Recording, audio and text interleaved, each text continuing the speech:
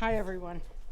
My name is Mary, and I am a very, very grateful member of Al-Anon. I don't even know where to begin. The very first thing I want to say is thank you so much to the committee. Everything here is so beautiful. I was here, I'm going to tell you, probably 30 years ago. And it was beautiful then, but when I think today, and you've made me think about this all weekend, who I was then and who I am today, it's overwhelming for me. My higher power is certainly here. My higher power has spoken through you for many, many years for me. And when I'm here, I can feel that. I'm sure I don't have to tell you this is intimidating to be up here. I started thinking about all this weekend while I was here. And one of the things that I thought about was in the very beginning when I started coming down on, there was this joke. And the joke was, when somebody dies, their life flashes before them. And in Al-Anon, someone else's life flashes before them. And I only tell you that because I can tell you today, this weekend, my life has flashed in front of my eyes. I want to thank Harold from last night. I know he's not here, but what a reminder he was to where we came from and where we are today. The committee has been just absolutely spectacular. Between Carol took over on Friday, I'm not used to living like this. I've been taken care of. Last night I was turned over to Martha, and it's like every little whim is being taken care of. I'm just not used to this. What I can tell you is, God bless you, Marty. I can't wait till you're up here. I was not born into alcoholism, not in my immediate family. Neither of my parents were alcoholics, and they were both after I came here for a very long time. Almost everything I tell you, I did not know when I came in here. I know it today because I kept coming to meetings and I kept looking at myself. And one of the things I can tell you is I was not raised in an alcoholic home. However, both parents were adult children, and my entire extended family drinks a whole lot. My cousins, who I grew up with, that's what they did. They drank. Drinking was a part of life as far as I was concerned. And I will tell you, you will hear at some point probably that when I came in here, I was told it was okay to love an alcoholic. Well, let me tell you, I loved them all. I did. I'm still close to all my drinking cousins. It's very, very close to them. I can love them unconditionally today. I don't care who they are or how much they drink. I do love them. Anyway, so I wasn't raised in alcoholism, but it was all around me. My favorite uncles were all. I had one uncle who used to try so hard to teach me how to drink. And he called me Muggsy. And he would say, Muggsy, just don't put any mix in it. Drink it straight on the rocks, and then you won't get sick. And I just didn't like it. It wasn't because I didn't try, let me tell you. I went to Catholic grade school, and in Catholic grade school, I did fine. There were really no big issues with Catholicism back then. There really were not. When I left, I begged to stay. I wanted to go to public school when I left. I did 8 years of Catholic. And I wanted to go to public school when we had moved, so they let me. And I'm going to tell you, from junior high on, I took off. I got to that public school, and it was like, oh my God. I mean, they talked in the halls. They did all kinds of carrying on. They had water balloons. All this just total lack of, it was chaos. And I loved every minute of it. I started loving chaos at a very, very early age. I can tell you, by the time I was 16, I was married and had my first daughter, had my first child. When I was in, obviously, junior high, the bad guys loafed on the corners. They were up at the pool. I wasn't allowed to go near that pool. My father told me if he ever caught me even on that street, I would be grounded for the rest of my life. Well, where do you think I went every time I got out the door? I headed straight for that corner. These guys drank, they robbed houses, they did all that stuff, and they were cool. It was one of them that I married, obviously, and had my first child too. We weren't married very long before number 2 came along. I had 2 children with him. And I remember when I delivered the first one, we were leaving the hospital. It was a Catholic hospital, and this nun's walking us out down. I don't even believe I remember this now. Anyway, we're coming down the elevator, and this nun says to my parents, she'll be back next year. And I thought, oh, you smart aleck. Yeah, well, there it was. My son was born about a year later. Life went on. He drank, and his mother drank, and we moved in with them. I'm sure I don't have to tell you, we didn't have a whole lot of money. We moved in with his mother, and him and his brother took turns dumping her beer. And when she drank, she got really mean. So I would talk with her during the day when the boys weren't home and explain to her the damage that she was doing. Didn't she understand? And you know what? That was the beginning of my career to change alcoholics. It was just the beginning of it. He drank. I started getting tired of his drinking.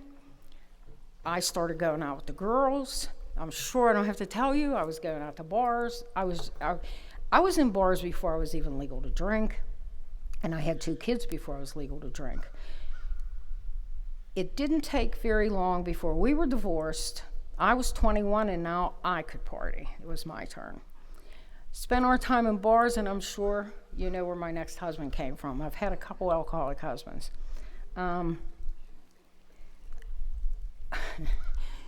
My progression, you know, they talk about the disease of alcoholism, and one of the things that I have to say, and especially when I listen to you guys lead,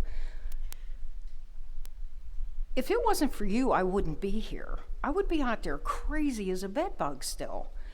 And believe me when I tell you, I was crazy. You didn't make me crazy, even though I thought you did. We were out in bars, and I found number 2. My first husband drank, and he worked. The second husband drank and did drugs, and not so much on the work part. So I got a career, and I supported us and the kids. And I'm going to tell you, we had this happy little family that I created. It was all me who made this look good. My daughter cheered, my son played football, we were at every game. We were just this happy, wonderful little family. And I'm going to tell you, if you could have seen us behind closed doors, you never would have believed it. And when I think about how many people at those games and different things that we had, the people attended with us, how they talked about what a perfect little family we were. The secrets that go with alcoholism. And I remember I called his father one time, and I said to him, when I first met him, I'm going to back up a minute. My first husband had a brother, and the 2 boys, the brother got married, and his wife divorced him same time I divorced mine. So we moved in together. What a pair we were. And when I met this next husband, she kept saying to me, can't you see? He's just like her husband, her ex-husband. Well, nah. And everybody said, you're such a perfect little family. He's so good to the kids, all that kind of stuff. Well, he was one of the kids. I hate to say that. He had a ball with the kids. I worked. They played. That marriage really didn't last very long. During that marriage, a couple things took place. I got very sick of the lifestyle. I thought that I was going to get married, and we were going to have this white picket fence, and we were all going to live happily ever after, and especially when he was good to the kids. That was just the answer. That marriage didn't last very long, and during it, I owned a home by the time I married him. And during it, he wanted to move into a bigger home that had a pool. And of course, I was going to make this work. Whatever it took, I was going to make this marriage work, single-handedly, believe me. Anyway, so we moved into this great big house, built-in pool, on and on and on. And I'm sure I don't have to tell you, I was left with the bills and all the stuff that went with that. We divorced. And I called his father during, the chaos when he wouldn't listen to me. And his father said, "You knew exactly who he was when you married him." And you know what?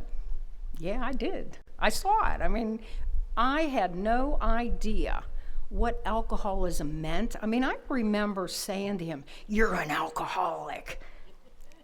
I didn't even know what that meant back. I didn't know what that was. Anyway, time went on. Debbie and I partied. She moved in with me because, of course, she had nowhere to go either. And I took in strays. I was always taking in strays because I could fix you. I could fix anybody. When I think about the arrogance of who I was, it just, oh my God. And not to mention, while I'm giving you advice, my life is so unmanageable. I mean, I'm on number 2, and he won't listen. And I'm telling you what you should do with your life. Tell me that's not crazy. We lived together for a while, and I met my God, is what I'll tell you. His name was Gene, and I took one look at him, and I knew this was it. Everything was going to be okay. I came home, I got involved in a business. I had business partners. They asked me to become a partner because I knew the business side of it. By the way, obviously I never finished high school. I loved listening to Harold last night. He also reminded me that I changed my name too. But anyway, so I met Gene. And my business was in Louisville, Kentucky, and that's where he lived. He walked in, now this is going to shock you, he didn't work. And his mother worked for me. She was one of the managers. And he came through the door, and she wanted him to do some work. I was looking for somebody to paint the offices and somebody, to do some handiwork. And she said, "Gene doesn't work. He would be happy to do this." Okay, we'll tell Gene to come in. Gene walked through that door, and that was it. That was it. That was the end of it right there. And she said to me, "Please don't. Please don't." And his own mother told me, he will come through your life like a tornado. And he'll leave me to pick up the pieces. I'll be left to pick up the pieces. She was crazy. She didn't know what she was talking about. And we moved on.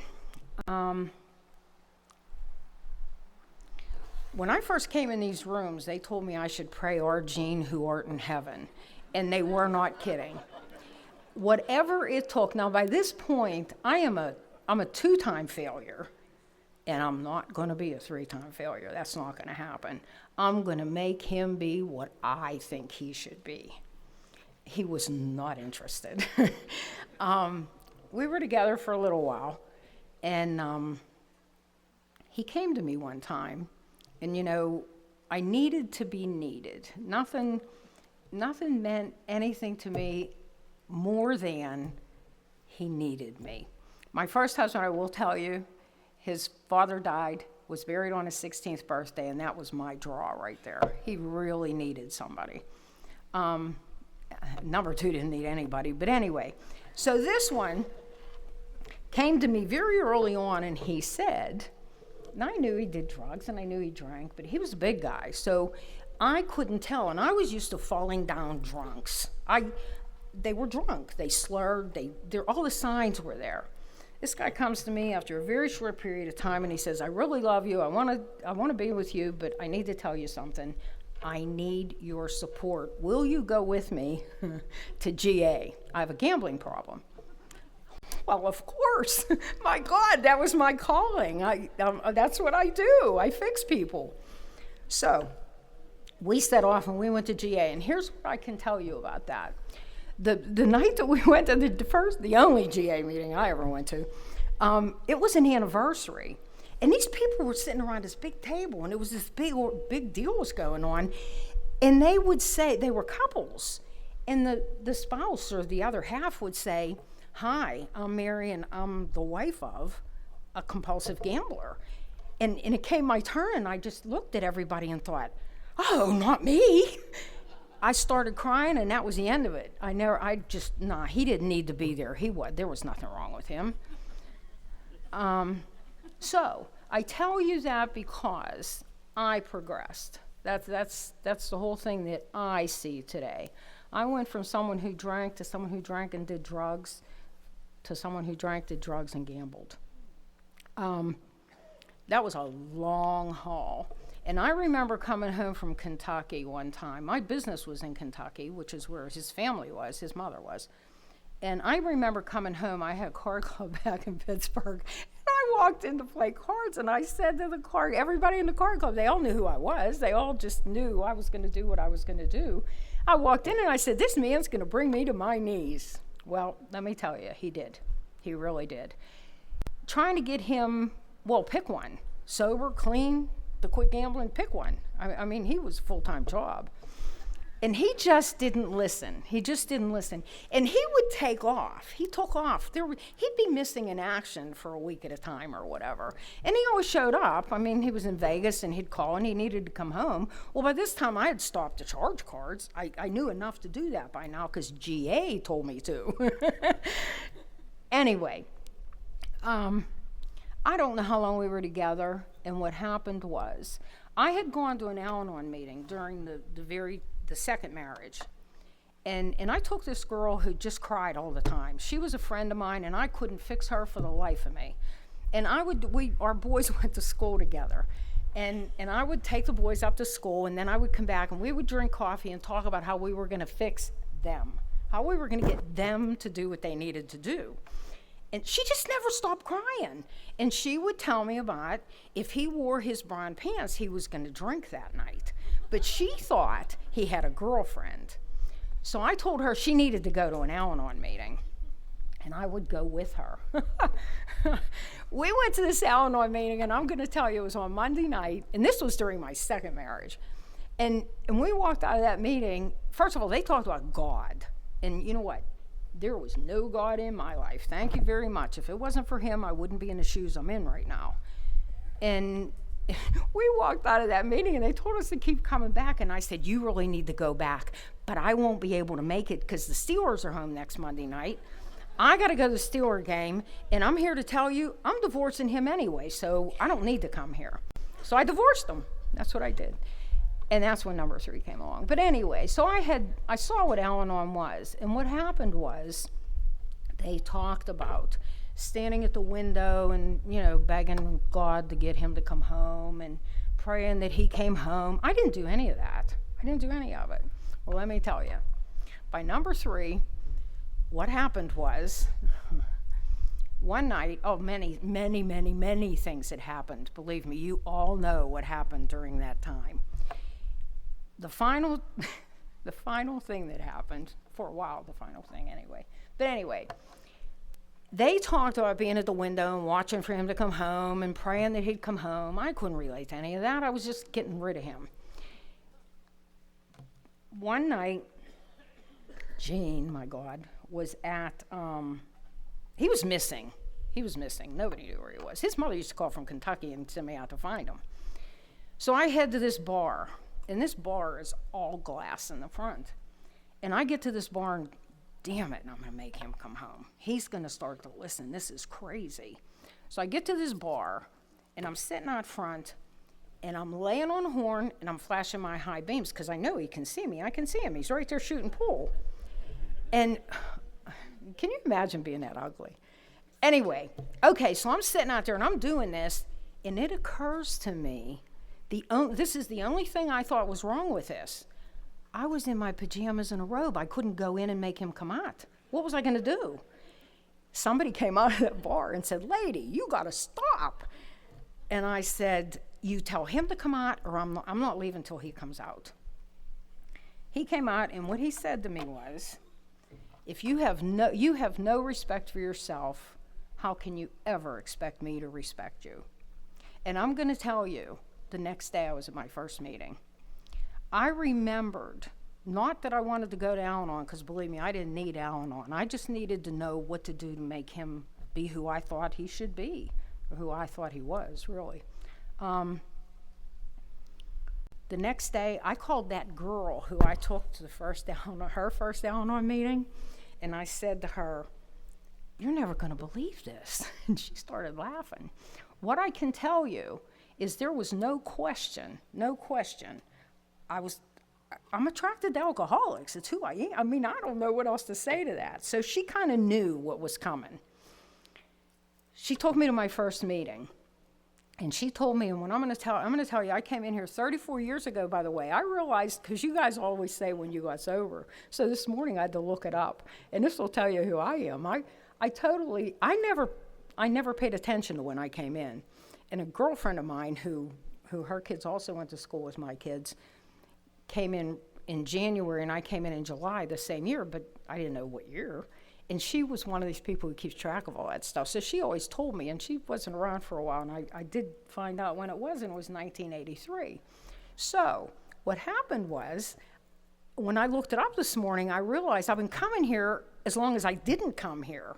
And I can still be as crazy as a bedbug. How does that happen? You know what? It just does. It just does. It's the isms. So I went to my first meeting.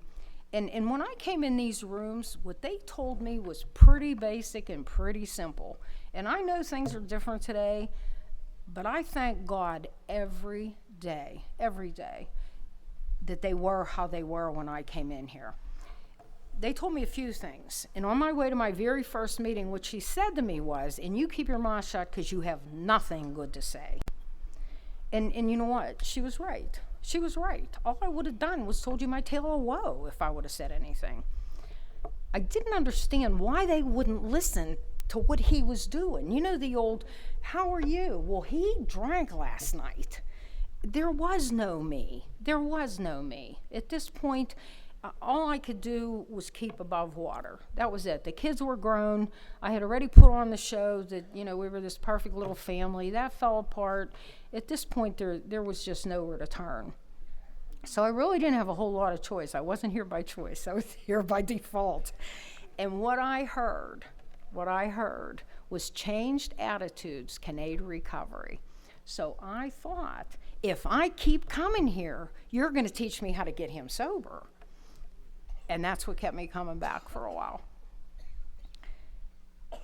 One day at a time and a little bit at a time, they, from day one, were putting a focus on me. Not that I knew that then.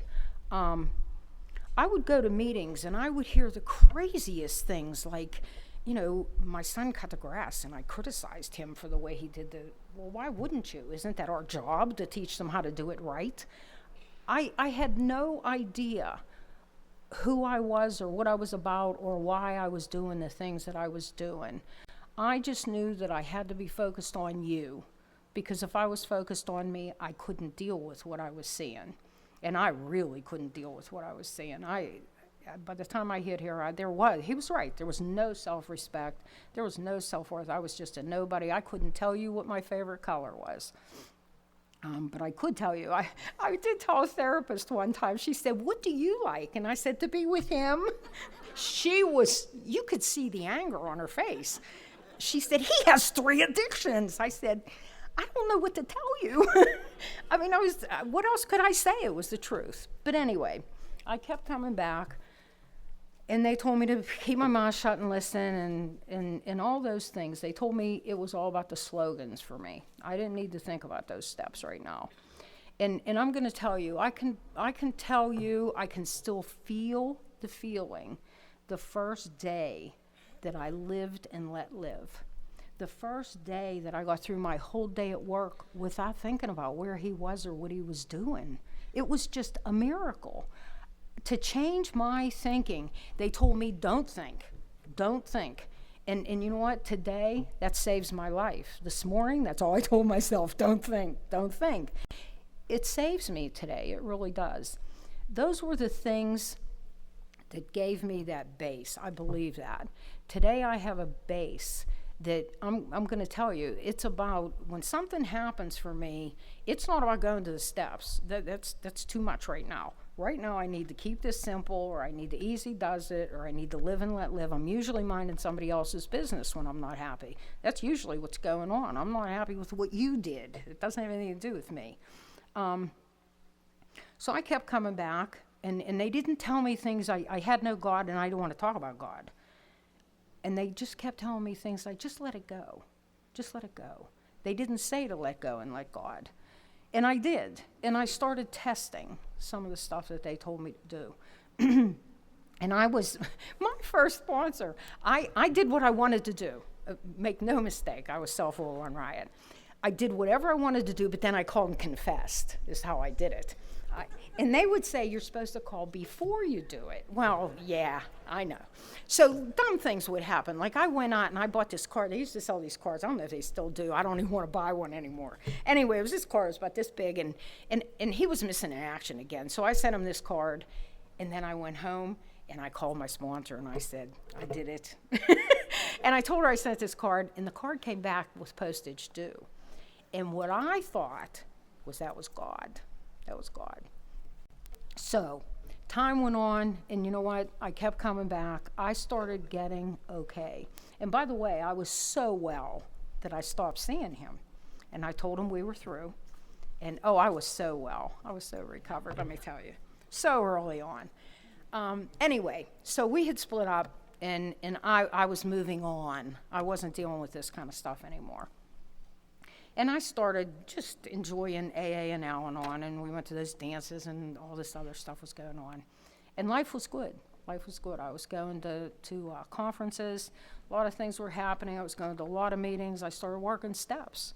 I can remember the night and the meeting that I felt, not heard, not had in my head, I felt that I was powerless over alcohol. And that my life had become unmanageable, and that this was about me. It was so, wow. What those spiritual awakenings when I was new were just so huge.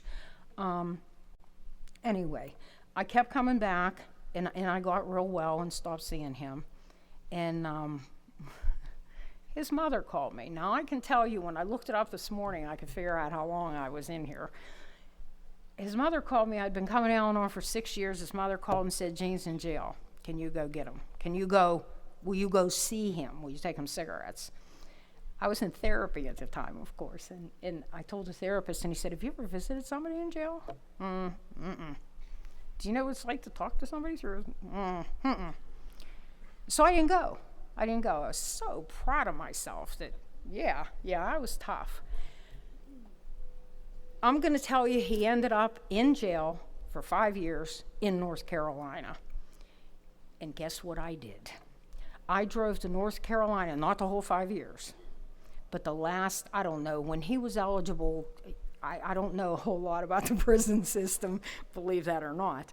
But he became eligible to go out for the day and whatever, or a week, and then he became eligible for weekends and all that sort of thing. Well, let me tell you, I did that, not the 5 years, but I did that last 2 years right with him. I had a job at that point where I traveled.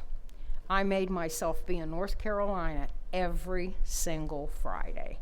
I went in, I signed him out, and I signed him back in every Sunday. I did that for 2 years, about 2 years. When I think about that, and I'm going to tell you, it's because I was so well in Al-Anon, you know. And what happened was, God, it was God's will. And that taught me, what it taught me was I can convince me that it's God's will if I want to do it bad enough. Nothing's going to stop me. And that's what I know from that experience. I went through the time while he was in jail. I waited, is what I did. He came out, and I'm sure I don't have to tell you. He got clean and sober in there, and he got a sponsor, and all that good stuff happened. So when he came out, we were going to have that white picket fence, you know. And, oh my God, life was good. Life was good. He wasn't out. His sponsor, we used to go visit his sponsor and his wife when I was in North Carolina for his weekend passes. And his sponsor used to say to me, he needs to stay here when he gets out. Oh, not in this lifetime. Oh, no. He's going to Pittsburgh. You know, the arrogance and that self-will that took place during those years, that I really thought that I just knew what I was doing. And I'm going to tell you, I'm sure I don't have to tell you, he didn't stay clean and sober, not for long at all. And we did end up splitting up. I did marry him, by the way, while he was in there, because that was the only way I want you to know. It was the only way I could get him out. They wouldn't let me sign him out. It had to be an immediate family member or a wife. So I married him. Of course I'm going to fix it. Okay, so anyway, he came home, and he was home for a very short-lived period of time before he started whatever. Got a girlfriend. He was leaving, and here's what I'm going to tell you. He told me, I'm out of here. And he was getting high and gambling, whatever he was doing. And I'm going to tell you, I was under the kitchen table. I will never forget this. By this time, I had a sponsor who had done the prison thing, and they referred me to her when he went to jail, and when I was bond determined I was going to be involved with that. But anyway, I was sitting under my kitchen table, and he was packing his truck. He came home from jail with a T-shirt and had the pants on him with the clothes he was wearing. And he was telling me he wanted the furniture from the game room, and he wanted the bedroom, the spare bedroom stuff, and I was saying sure. My sponsor, I was under the table with those long cord phones. I tell you how long ago that was. And I'm under the table, and I'm crying, and I want to phone with my sponsor, and she says, you just tell him no. He came here with a shirt on his back. He is not taking all that. And I couldn't do that. I did let him take some stuff, but not everything that he wanted. But what happened there was, while I was sitting under that table, and I was thinking I was going to die. I didn't want to move. I didn't want to go on without him. What I knew, without question, was God was doing for me what I could not do for myself, and I knew that. As much as it hurt. And I'm going to tell you, I had run from my feelings all of my life. I never felt, I just moved on. Just suck it up and move on. I never felt, I fought it. And during those days, that was when I knew I could feel. And I knew that there was a God in my life that would take care of me no matter what I did. And I can tell you today, I just don't question. I just don't. I know that God is there with me. I started with the step. I went back to the steps. I loved it when he said last night, Harold/Jeffrey, when he said he was on step 9, and I loved it. I also loved when he talked about his single mother. I mean, when I think about how I wasn't there for my kids and how they really didn't know, when I started doing the steps and I got to that 8th and 9th step and I made those lists, and I went to my kids and I told them, and by the way, when my home group back then, we had an alcoholic who was in AA who used to come to our meeting also. And we'd talk about step 9, and I started crying. And I said, I can't make amends to him. And he said, as long as he's drinking, you don't have to. And I was like, oh, okay. So I kept working those steps, and I kept looking at me, and I kept taking care of my life. And the next thing you knew, my life was starting to work. And it was in spite of the stuff that I had done and the choices that I had made. They told me in Al-Anon that I had choices. And in all those times when I said I didn't have a choice, I did have choices, and I made them. I came in here a victim, and he did this to me. I'm here to tell you he didn't do a thing to me that I didn't volunteer for. That's the truth. I stuck it out. It was what it was. I don't know what else to say about it. When I kept coming here and my life started changing, and I started seeing that there's a whole world out here. Life is good if I just let God take over. When I get out of the way, that's when everything turns out okay. And I know, without question, that God does for me what I can't do for myself. I wake up every day today, and I start my day with prayer. I had nothing to do with church and all that stuff. I didn't want anything to do with any of that. Today I'm back at church. I retired recently. And I'm going to tell you, first of all, I always said I could never retire. I mean, I went from bankruptcy. He was wearing $100 Rockports when he left, and I didn't have any shoes. And that's the joke. Those are the things that I have to remind me of, because I paid for those Rockports. I'm the one who did that. He didn't do any of that. Anyway, today I know that if I just get up, just wake up in the morning and turn my will and my life over. I said all those years that I could never retire. I would never get out from under that financial stuff that goes on with alcoholism. I don't know how. I know I kept going to meetings. I know I did it one day at a time. I know I turned my will and my life over to the care of God. I know that I looked at myself, and I could pay attention to what was going on with me, what my character defects were, what my contribution was to all of that. And I could talk to another human being and tell somebody else in those rooms who I was without being judged. I've never done any of this alone. Never, never. God is always there with me, but my God speaks through you. It's about you. Those of you who are here, those of you who have always been here. I can only thank you for being here. Anyway, I retired recently, and I never thought I'd be able to. I really did not. Last night, Harold also talked about his mother who just died 2 years ago. My dad was always where I came from. My parents were adult children, as I said. My mom was very, very angry. She was the reactor, and my father was the fixer. My father was my rock from the day I was born. She would chase me with shoes, and I was never one to listen. Anyway, all this wild stuff would go on when she was mad at me for something. And my dad was always the one who sat up with me and talked to me and, that kind of stuff. He was always a fixer. Anyway, he passed away 2 years ago. And I'm going to tell you, I realized that he had always been that rock. And I got to retire recently. And when I think about where I came from and what my life is like today, I retired in, I don't even know, February or March, and it must have been March. I left for Italy, like a week after I retired.